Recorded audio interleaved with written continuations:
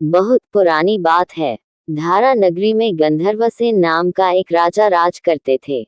उसके 4 रानियां थीं। उनके 6 लड़के थे जो सब के सब बड़े ही चतुर और बलवान थे।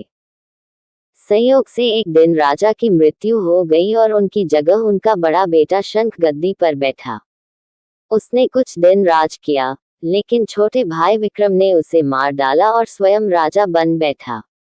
उसका राज्य दिनों-दिन बढ़ता गया और वह सारे जम्बूद्वीप का राजा बन बैठा। एक दिन उसके मन में आया कि उसे घूमकर सैर करनी चाहिए और जिन देशों के नाम उसने सुने हैं, उन्हें देखना चाहिए। सो वह गद्दी अपने छोटे भाई भर्तृहरि को सौंपकर, योगी बनकर, राज्य से निकल पड़ा। उस नगर में एक ब्राह्मण तपस्या करता था। एक दिन देवता ने प्रसन्न होकर उसे एक फल दिया और कहा कि इसे जो भी खाएगा, वह अमर हो जाएगा। ब्राह्मण ने वह फल लाकर अपनी पत्नी को दिया और देवता की बात भी बता दी। ब्राह्मणी बोली, हम अमर होकर क्या करेंगे? हमेशा भीख मांगते रहेंगे। इससे तो मरना ही अच्छा है। तुम इस फल को ले जाकर राजा को दे आओ और बदले में कुछ धन ले आओ। ये सुनकर ब्राह्मण फल लेकर राजा भर्तृहरि के पास गया और सारा हाल कह सुनाया। भर्तृहरि ने फल ले लिया और ब्राह्मण को 1 लाख रुपये देकर विदा कर दिया। भर्तृहरि अपनी एक रानी को बहुत चाहता था। उसने महल में जाकर वह फल उसी को दे दिया। रानी की मित्रता शहर कोतवाल से थी। उसने वह फल कोतवाल को दे दिया। कोतवाल एक वेश्या के पास जाया करता था। वह उस फल को उस वेश्या को दे आया। वेश्या ने सोचा कि यह फल तो राजा को खाना चाहिए। वह उसे लेकर राजा भर्तृहरि के पास गई और उसे दे दिया। भर्तृहरि ने उसे बहुत सा धन दिया, लेकिन जब उसने फल को अच्छी तरह से देखा तो पहचान लिया। उसे बड़ी चोट लगी, पर उसने किसी से कुछ कहा नहीं। उसने महल में जाकर रानी से पूछा कि तुमने उस फल का क्या किया? रानी ने कहा, मैंने उसे खा लिया। राजा ने वह फल निकालकर दिखा दिया। रानी घबरा गई और उसने सारी बात सच सच कह दी। भर्तृहरि ने पता लगाया तो उसे पूरी बात ठीक ठीक मालूम हो गई। वह बहुत दुखी हुआ। उसने सोचा, ये दुनिया माया जाल है, इसमें अपना कोई नहीं। वह फल लेकर बाहर आया और उसे धुलवाकर स्वयं खा लिया। फिर राजपाट छोड़ योगी का भेष बना जंगल में तपस्या करने चला गया। भर्तृहरि के जंगल में चले जाने से विक्रम की गद्दी सूनी हो गई। जब राजा इंद्र को यह समाचार मिला तो उन्होंने एक देव को धारा नगरी की रखवाली के लिए भेज दिया। वह रात दिन वहीं रहने लगा। भर्तृहरि के राजपाट छोड़कर वन में चले जाने की बात विक्रम को मालूम हुई तो वह लौटकर अपने देश में आया। आधी रात का समय था। जब वह नगर में घुसने लगा तो देव ने उसे रोका। राजा ने कहा, मैं विक्रम हूँ। यह मेरा राज है। तुम रोकने वाले कौन होते? देव बोला, मुझे राजा इंद्र ने इस नगर की चौकसी के लिए भेजा है। तुम सच्चे राजा विक्रम हो तो आओ, पहले मुझसे लड़ो। एन दोनों में लड़ाई हुई। राजा ने जरा सी देर में देव को पछाड़ दिया। तब देव बोला, हे राजन, तुमने मुझे हरा दिया, मैं तुम्हें जीवन दान देता हूँ। इसके बाद देव ने कहा, राजन, एक नगर और एक नक्षत्र में तुम 3 आदमी पैदा हुए थे। तुमने राजा के घर में जन्म लिया, दूसरे ने तेली के और तीसरे ने कुम्हार के। तुम यहाँ का राज करते हो, तेली पाताल का राज करता था। कुम्हार ने योग साध कर तेली को मारकर शमशान में पिशाच बना सिरस के पेड़ से लटका दिया है। अब वह तुम्हें मारने की फिराक में है, उससे सावधान रहना। इतना कहकर देव चला गया और राजा महल में आ गया। राजा को वापस आया देख सबको बड़ी खुशी हुई।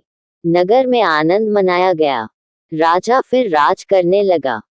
एक दिन की बात है कि शांतिशील नाम का एक योगी राजा के पास दरबार में आया और उसे एक फल देकर चला गया। राजा को आशंका हुई कि देव ने जिस आदमी को बताया था, कहीं यह वही तो नहीं है। ये सोच उसने फल नहीं खाया, भंडारी को दे दिया। योगी आता और राजा को एक फल दे जाता। संयोग से एक दिन राजा अपना अस्तबल देखने गया था। योगी वहीं पहुंच और फल राजा के हाथ में दे दिया। राजा ने उसे उछाला तो वह हाथ से छूटकर धरती पर गिर पड़ा। उसी समय एक बंदर ने झपटकर उसे उठा लिया और तोड़ डाला। उसमें से एक लाल निकला, जिसकी चमक से सबकी आंखें चौंधिया गईं। राजा को बड़ा अचरज हुआ। उसने योगी से पूछा, आप ये लाल मुझे रोज क्यों दे जाते हैं? योगी ने जवाब दिया, महाराज, राजा, गुरु, ज्योतिषी, वैद्य और बेटी, इनके घर कभी खाली हाथ नहीं जाना चाहिए। राजा ने भंडारी को बुलाकर पीछे के सब फल मंगवाए। तुड़वाने पर सब में से एक एक लाल निकला। इतने लाल देखकर राजा को बड़ा हर्ष हुआ। उसने जौहरी को बुलवाकर उनका मूल्य पूछा। जौहरी बोला, महाराज, ये लाल इतने कीमती हैं कि इनका मोल करोड़ों रुपयों में भी नहीं आंका जा सकता। एक एक लाल एक एक राज्य के बराबर है। ये सुनकर राजा योगी का हाथ पकड़कर गद्दी पर ले गया। बोला, योगीराज, आप सुनी हुई बुरी बातें दूसरों के सामने नहीं कही जाती।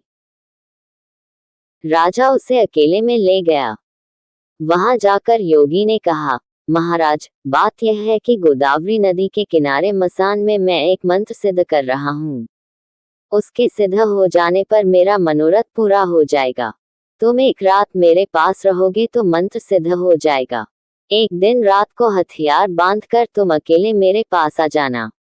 राजा ने कहा, अच्छी बात है। इसके उपरांत योगी दिन और समय बताकर अपने मठ में चला गया।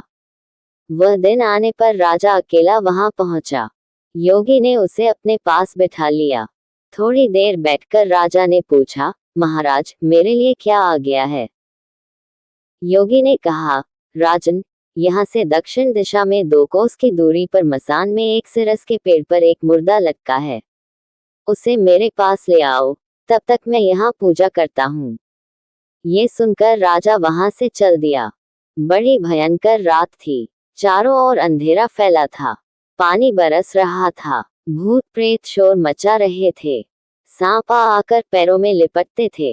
लेकिन राजा हिम्मत से आगे बढ़ता गया। जब वह मसान में पहुंचा तो देखता क्या है कि शेर दहाड़ रहे हैं, हाथी चिंगाड़ रहे हैं, भूत प्रेत आदमियों को मार रहे हैं।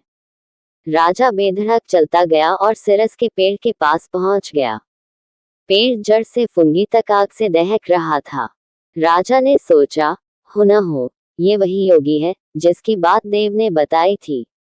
पेड़ पर रस्सी से बंधा मुर्दा लटक रहा था। राजा पेड़ पर चढ़ गया और तलवार से रस्सी काट दी। मुर्दा नीचे गिर पड़ा और दहाड़ मार मार कर रोने लगा। राजा ने नीचे आकर पूछा, तू कौन है? राजा का इतना कहना था कि वह मुर्दा खिलखिलकर हंस पड़ा। राजा को बड़ा अचरज हुआ। तभी वह मुर्दा फिर पेड़ पर जा लटका। राजा फिर चढ़कर ऊपर गया और रस्सी काट मुर्दे का बगल में दबा नीचे आया। बोला, बता, तू कौन है? मुर्दा चुप रहा। तब राजा ने उसे एक चादर में बांधा और योगी के पास ले चला। रास्ते में वह मुर्दा बोला, मैं बेताल हूँ। तू कौन है और मुझे कहाँ ले जा रहा है? राजा ने कहा, मेरा नाम विक्रम है। मैं धारा नगरी का राजा हूँ। मैं तुझे योगी के पास ले जा रहा हूँ। बेताल बोला, मैं एक शर्त पर चलूंगा।